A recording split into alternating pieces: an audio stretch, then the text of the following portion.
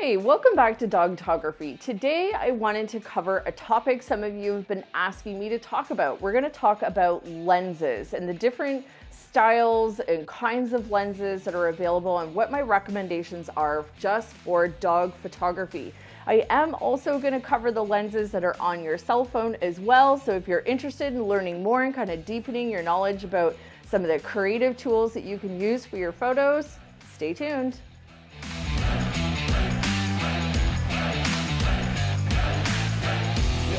Hi, I'm Andrea Fleury and welcome to Dogtography. My channel is all about how to take better images of your dog and how to create some really super fun memories.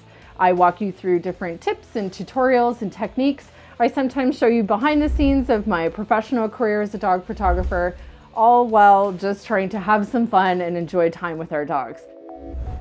So when you're looking into investing money into camera gear, the first thing to know is it's not cheap. As soon as you start getting into a camera body that requires additional lenses, you're looking at investing quite a bit of money. So my goal with today's episode is to kind of like cut through all of the jargon and teach you what you need to know and what you need to look for, and then my top recommendations for what I use professionally, but what you could start with in your journey to try and help save you some money and a lot of time and a lot of research. So when I first started getting into photography, it's easy to get overwhelmed when you're looking at different cameras and different camera bodies and lenses and all the stats and all the numbers and all the whatever, and you just don't know what it means. So I want to today provide you some really simple explanations for some of the terms that you see over and over again, but they are really useful for you to know, at least on a basic level, of what they're referring to so that you can pick out the right equipment for you. Just because I have recommendations that I'm going to give you today doesn't always mean they're going to suit your style. So at the end of the day, this all comes down to what kind of images do you want to take? And if you want to dive deeper into that topic, then you're going to want to check out this video here in my how to find your style, even though it's referencing a pro photographer type of video, but you can still really dig into that and just try to learn more about the style of images that you're wanting to create. So first of all, let's talk about focal length. So focal length is the distance between your camera's sensor and the end of the glass. So that is referred to in a unit of measurement, millimeters, which you will often see beside a number that is referencing the focal length of the lens. So for instance, this is a prime lens and it is a 35 millimeter lens. This lens here is a zoom lens, and I'm going to go over what zoom and prime mean next, but this zoom lens goes from 28 to 70 millimeters, and then this one goes from 70 to 200 millimeters. It is also a zoom lens. Now, what does the millimeters thing mean and why is it important to you? So the millimeters, again, has to do with this distance, but that really isn't something I even think about. It doesn't matter. What I know is that the lower the number of millimeters, the wider the field of view. How many degrees is captured by the lens. So for instance, a 35 millimeter lens is going to get a wider field of view than a 200 millimeter lens. A 200 is going to get a very small slice of the view. So what I like to do with how I take pictures and with the lenses of my choice are these two right here.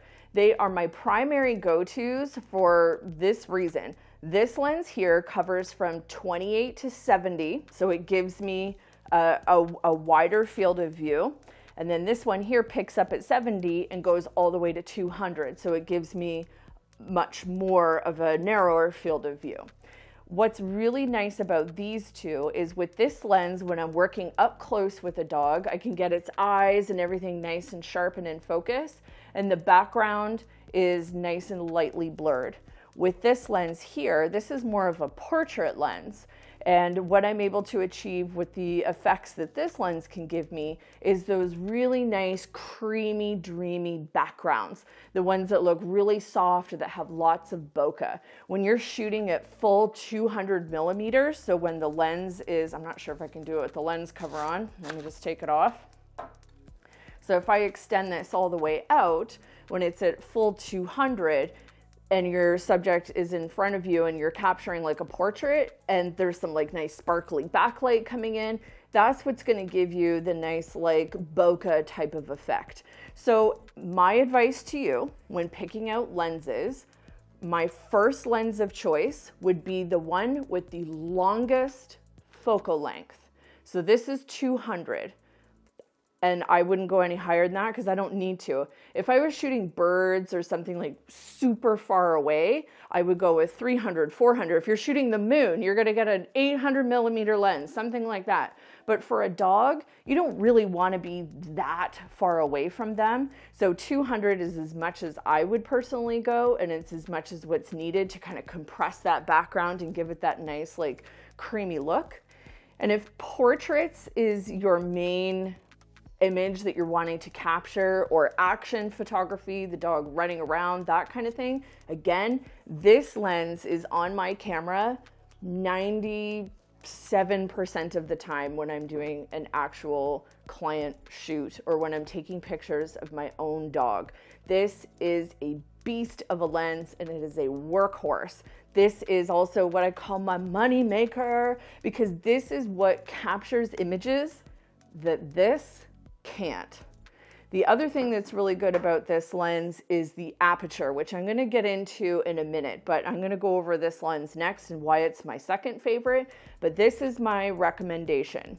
So when you're out looking for lenses that fit your camera, you're going to want to look for the longest focal length that you can get. Okay, so I would start with that if you're wanting to do like portrait or action photography.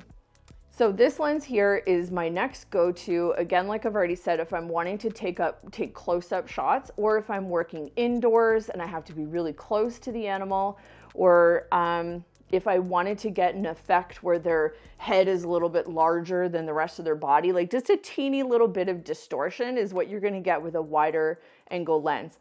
This would be my second recommendation for the next lens to add to your kit. Again, it's a zoom lens. So it goes from 28 to 70 millimeters, and that kind of covers the spectrum of the focal lengths that I want to cover. Now, this is a prime lens, so what that means is it stays at 35 millimeters. It doesn't adjust, there's no zooming, there's nothing. So there's some benefits to prime lenses, which I'll talk about when I talk about aperture, but in terms of focal length, this is fixed. So if you wanted to get a closer or further back image with this lens, you are zooming in with your feet.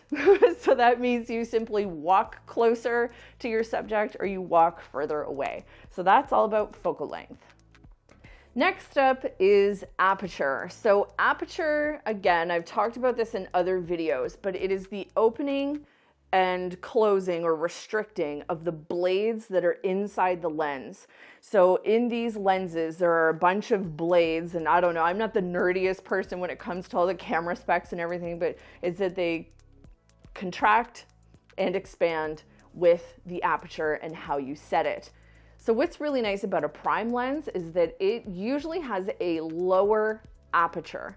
So this one here, and it will say right on the lens so that you can see these, and it will say on the description of the lens, it's an f1.8. So what that means is that at its absolute widest, it's at 1.8. Now, and you can adjust that up as narrow as it will go to. So this lens is what they call a fast lens. So if you ever hear someone say, "Oh yeah, my lens is really fast," it just means that it opens up really wide, which means it lets in a lot of light. So if you're photographing indoors, you're going to want to get a lens that has the widest or lowest aperture possible. So f1.8 is perfect for indoor photography. It's going to let in tons of natural light into this lens, which means that you don't have to crank up your other settings to compensate for low light. So with cheaper, less expensive lenses, you're going to get something called a variable aperture, and you will see that noted right on the lens. It will say something like f4.0 to f5.6. And what that means when there is a range in the aperture is as you extend the focal length, it's going to increase the aperture. So how does that affect your imagery? Well, you're kind of limited with zoom lenses. It's kind of there's like a pros and cons that you have to go through in your mind. It's nice to have the variety in the focal lengths, but then you pay for it with the compensation in the aperture. Bodhi, my assistant, is going to help us today. So what you want to try and do, if you can afford to do so, is to buy a zoom lens that has a fixed aperture. So what that means is this lens here has a fixed 2.8 aperture. So when you zoom in or zoom out, the aperture stays the same. Now that means that the glass inside here is really big and it's thicker, and that's why this lens is bulkier, is to accommodate the size of that glass. And a less expensive lens, you can get away with it weighing a lot less, and the quality is just a lot less because it has things inside it that compensate for the focal length. So that's what the aperture means when you see a variable on the description of the lens. So what you want to look for, in my opinion, is the lowest aperture possible given the focal length. So I would just look for the lowest numbers that you can find, whether it starts at f4 or if it starts at f2.8 or whatever it is that you can afford in your budget, because the cheaper the lens, the worse the aperture range. It's just the way it goes with camera equipment. So save up your money and invest it in the best lens that you can get in terms of the aperture. It will be worth it, I promise you. So let's talk about action photography for a second. So portraits is one thing, action is another. So to get really crisp and clean action shots, you really want a camera that is able to let in the most light possible. So again, I recommend the lowest aperture lens that you can find. So for me, it is this lens. It has an f2.8 aperture, which means it's pretty fast. It lets in a lot of light, and it allows me to zoom it in and out. So if we're on a beach and I'm wanting to take running action shots, then we can do that with this lens, no problem. Again, this lens works so well as a portrait lens and as an action lens.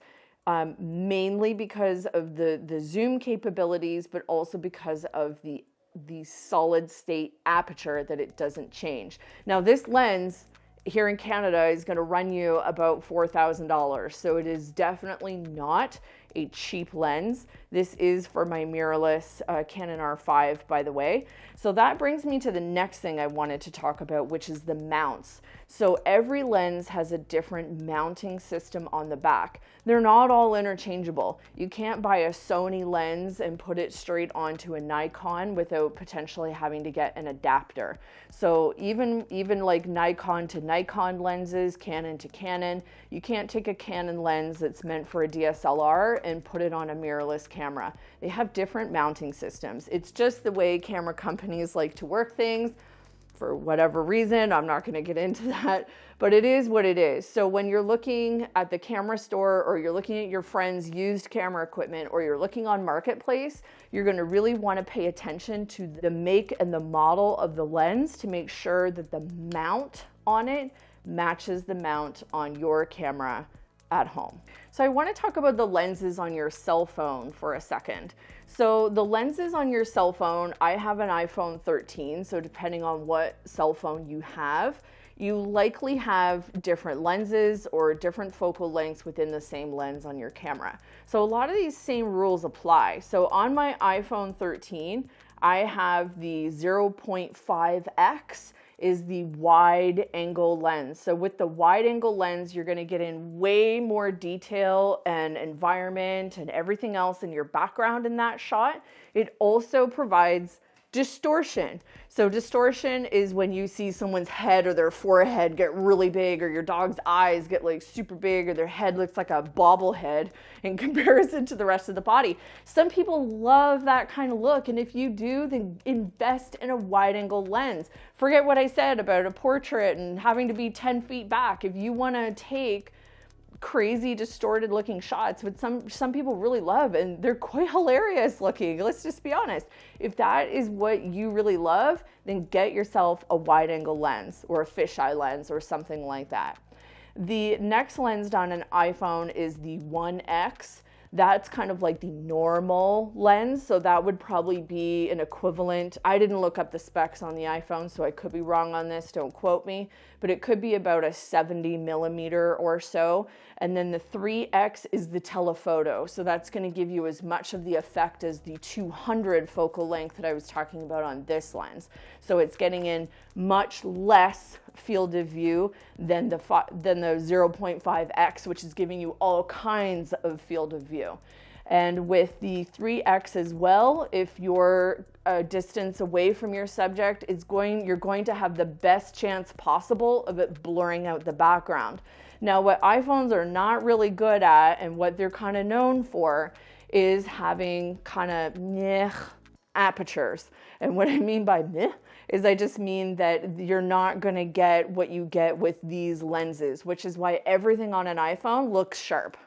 It's why they have portrait mode, which is a fake bokeh effect in the background. It's because they can't achieve with a cell phone lens yet what these can achieve, what real glass, real hardware, big type style lenses can achieve. So the cine modes or the portrait modes is trying to mimic what more so this lens can do in the back with that compression and the fuzziness or the creaminess in the background. So that's kind of what that's all about. I'll just say one more thing about an iPhone. So when you're looking to upgrade from an iPhone to a DSLR or a mirrorless camera, I'm going to suggest that is the biggest change that you're going to notice, is your pictures are not going to look like cell phone photos anymore.